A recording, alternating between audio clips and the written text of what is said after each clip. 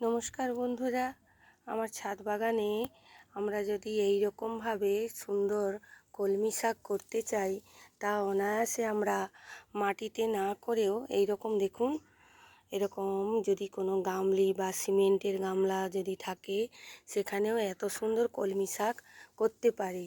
কলমি শাক যেহেতু জলের গাছ, এরা জল কিন্তু বেশি ভালোবাসে। তাই আপনারা যদি দেখেন যে আপনার বাড়িতে কোনো গামলা ফেটে গেছে বা বাতিল হয়ে গেছে বা বালতিতেও আপনারা যদি এই রকমভাবে কলমি শাক লাগিয়ে দেন, দেখবেন বাড়িতেই কত সুন্দর কলমি শাক হয়ে যাচ্ছে।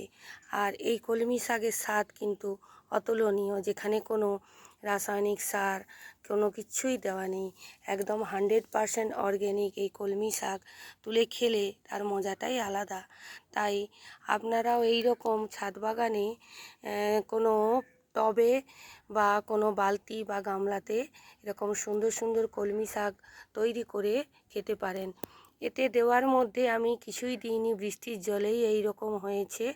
আর মাঝে মধ্যে আমি একটু সবজি পচা তরল সার অথবা খোলের সার সেই মাসে একবার আমি দিয়ে থাকি। এইভাবেই কিন্তু আমার কলমি শাক দেখুন কেটে খাওয়ার মতো পর্যায়ে চলে গেছে। তাই আপনারাও এই রকম সুন্দর দু একটি যদি গামলাতে করে রাখেন, তাহলে আপনার বাড়ির খরচা সহজেই উঠে আসবে। কেমন লাগলো এই ভিডিওটা? যদি ভালো লেগে থাকে তাহলে চ্যানেলটিকে সাবস্ক্রাইব করতে, লাইক করতে, কমেন্ট করতে ভুলবেন না।